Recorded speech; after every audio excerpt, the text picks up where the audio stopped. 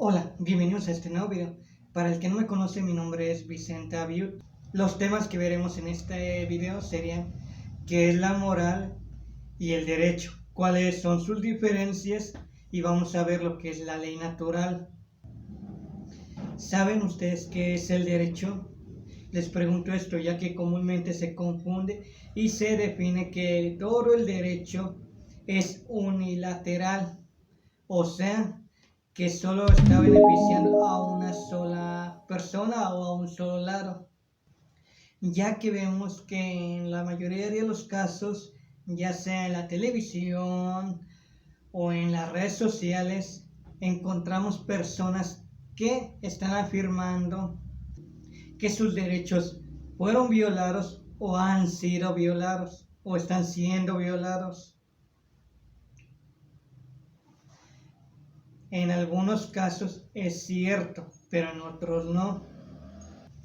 También tenemos que ver nuestras obligaciones, digo nuestras, porque cada individuo tiene sus derechos como sus obligaciones. Y en la mayoría de los casos solo vemos nuestros derechos y no nuestras obligaciones que nos conlleva.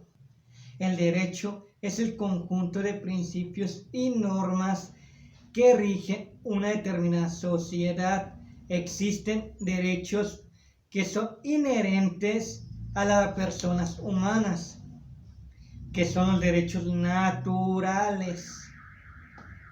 Y existen otros derechos que fueron regulados y creados por los miembros de una sociedad para mantener la justicia y el orden público, que sería el derecho positivo.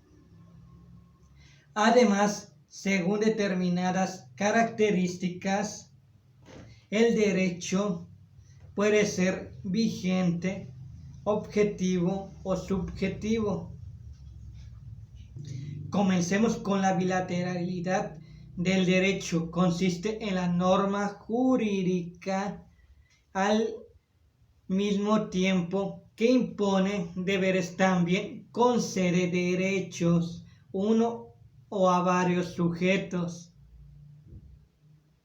Es decir, no solo te da tus derechos, sino también te da tus obligaciones. Las normas jurídicas, como ya mencioné, son bilaterales, que es hacia los dos lados. Las normas del derecho se utilizan en estos dos grandes enfoques, que sería amplio latus sensu y estricto sensu, que sería escrito. Para poner esto más en claro, vamos a poner un ejemplo. Supongamos que yo creo lo que es una receta de una comida y decido poner lo que es mi negocio. Me va a comenzar a generar ganancias. Me va tan bien que decido abrir otras dos sucursales. Pero para abrir estas dos sucursales necesito contratar ya sea otros dos cocineros o dos cocineras, o uno y uno. Y les tengo que entregar a cada uno mi receta para que elaboren mi receta con los pasos que yo estoy colocando, paso a paso. Ustedes me van a preguntar, ¿qué tiene que ver esto con el derecho? Sí tiene algo que ver, ya que el primer enfoque que les voy a mostrar es la ley en sentido amplio, o latus sensu, que significa que aplica todas las reglas de comportamiento independientemente de su obligación. Esta receta sería lo que es la norma en latus sensu, donde puedes generar una serie de reglas que los cocineros y cocineras deben de seguir. Sin embargo, supongamos que uno de ellos prepara la receta de diferente manera, ya sea para hacerla más sabrosa, más económica o más rápida de elaborar, resultará mejor para mí y mi negocio. Incluso me podría generar mayores ganancias. De cierta manera, no existe problema porque, aunque es una norma y regula la conducta, esta no habla del derecho y obligaciones, ya que solo es una guía de procedimientos. En otras palabras, el concepto puede utilizarse en sentido amplio cuando te refieres a todo tipo de reglas de comportamiento. El escrito o scriptus sensu se refiere a aquellas normas que imponen deberes y confieren derechos. En sentido escrito solo se hará referencia a aquellas normas que tengan de manera intrínseca las bilateralidades de las que ya hablamos. Por ahora es importante considerar estos dos enfoques respecto a la norma. En breve estaremos retomando el concepto de esta en sentido más estricto. Por ahora profundizaremos un poco en el concepto de la ley natural. El concepto de la ley natural tiene dos grandes usos. Pueden referirse al dictamen que emana la razón y los derechos que se fundan en la propia naturaleza humana. Puede referirse al dictamen que emana de una razón y de los derechos que se fundan en la propia naturaleza humana o en la naturaleza física que establece el comportamiento de los cuerpos ante determinadas condiciones. Ejemplo sería la ley gravitacional de Isaac Newton, de la ley física, y describe la interacción gravitatoria entre dos cuerpos con masas. Todos los objetos se atraen a otros con la fuerza directamente proporcional del producto de sus masas e inversamente a la fuerza proporcional al cuadrado de las distancias que separan sus centros. Ejemplos de ello serían la fuerza de gravedad que nos atrae a la Tierra, o un ejemplo sería con este lapicero. Si lo suelto, la fuerza de gravedad la va a atraer a la Tierra, como lo acaban de ver. Es por ello por lo que cuando hablamos de leyes naturales nos referimos a las leyes de la física.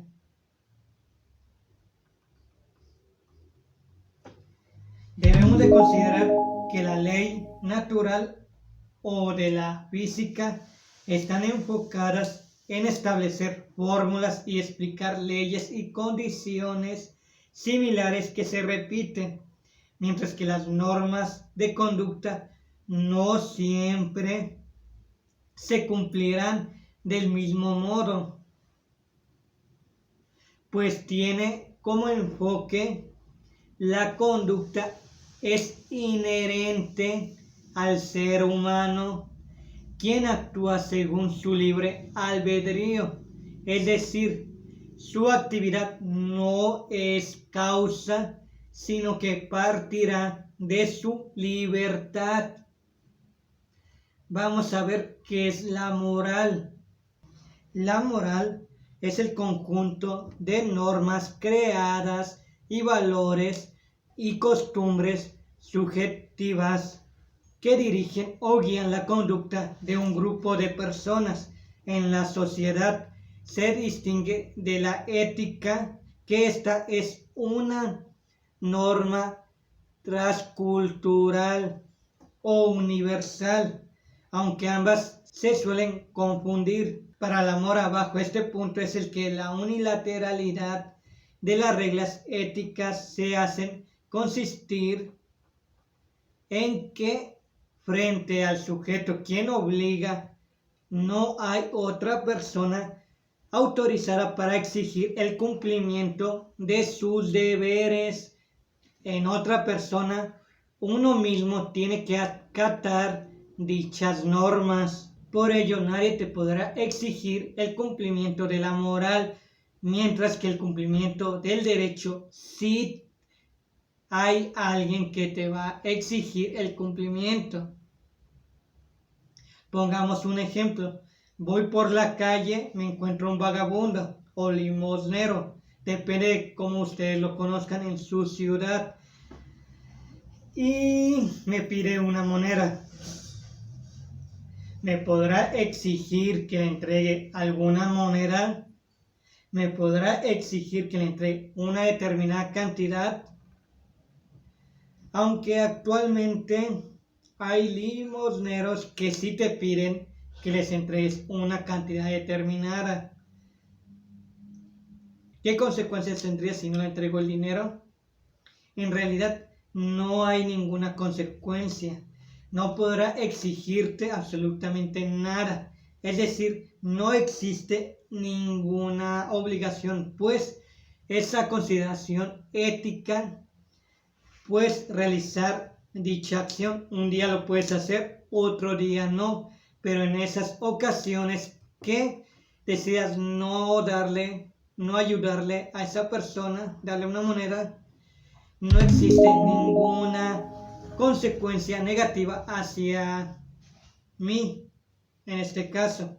Ahora bien, suponiendo que tengo un hijo o hija menor de edad, imagínense la posición en que me pide de comer. Existen derechos hacia los menores de edad a recibir alimentación. Si mis hijos en este caso son sujeto activo o facultado, donde exigen la obligación a los padres, o sea, a mí, de darle lo que es de comer, yo soy lo que es el sujeto pasivo obligado a administrarlos. En este caso, de no cumplir lo que es dicha acción de alimentar a mis hijos, existen consecuencias jurídicas hacia mí. Existen puntos de contactos entre la moral y el derecho. Ahora se debe de considerar que una regla de orden moral no puede exigir, sino que nace de convencimiento de la persona de lo que sería de su propia moral. Esta sería la diferencia entre el derecho y la moral. Por parte del derecho encontramos que el derecho es bilateral. Existen deberes correlativos y facultades, o concede derechos correlativos de obligaciones. Exterioridad atiende de resultados externos de la conducta de las normas jurídicas.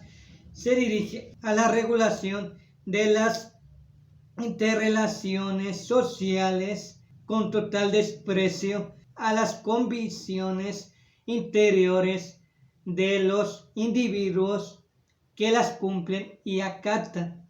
La heteronormia, la fuente de su existencia, se encuentra en el hecho social objetivo diferente de la convivencia del individuo. La coercibilidad se tolera e incluso a veces se percibe al empleo de la fuerza como medio para conseguir la observancia de sus preceptos. Veremos ahora que conlleva la moral. La moral es unilateral. Esta constituye deberes no correlativos de un derecho de otra persona, pues frente al sujeto quien obliga, no hay otra persona autorizada para exigir el cumplimiento de sus deberes. Interioridad interesa la intención de obrar, el fundamento y la razón de actuar según se dirige a la intimidad del sujeto, a su conciencia individual independientemente del entorno social circundante. Es autónoma. La fuente de su existencia es la conciencia misma del sujeto que debe acatarlos. Es producto de la autolegislación. La incoercibilidad, su cumplimiento ha de efectuarse de manera espontánea. Cuando se habla de la moral, debe de considerarse que al ser una conducta unilateral, la misma debe de analizarse conforme a la moralidad de cada persona, por lo que la conducta se realiza no por lo que otras personas consideren, sino por el valor interno que ello genera. En cambio, para el derecho no es importante la consideración interna, sino que se ajusta al derecho.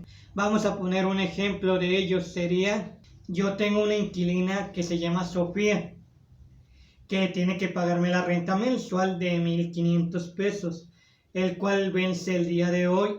A Sofía no le queda mucho dinero de su quincena, pero como existe una obligación para pagar, lo hace, por lo que con base al derecho, Sofía cumplió con su obligación tal cual había sido pactado en el contrato, aun y cuando ella no estuviera convencida.